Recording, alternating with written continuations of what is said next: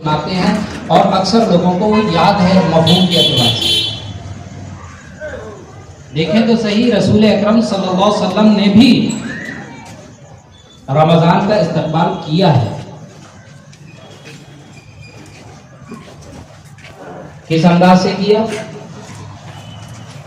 रसूल अकरम सल्लल्लाहु अलैहि वसल्लम ने रमजान का इस्तकबाल किस अंदाज से किया? जैसे ही रजब का चांद नजर आता था, याद है हम लोगों को,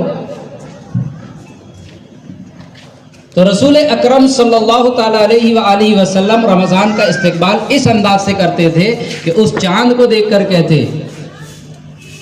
कि अल्लाहुम्मा बारिक लना फी रजब व शाबाना व बल्लिगना रमजान, और एक रिवायत में व बल्लिगना फी शहरी रमजान। शहर का लफ्ज ज्यादा है कि ए अल्लाह, ये जो रजब का महीना शुरू हुआ है, ए हमारे अल्लाह, इस रजब के महीने को हमारे लिए बाबरकत बना दे, और इसके बाद वाला जो महीना आने वाला है शाबान का, उसे भी हमारे लिए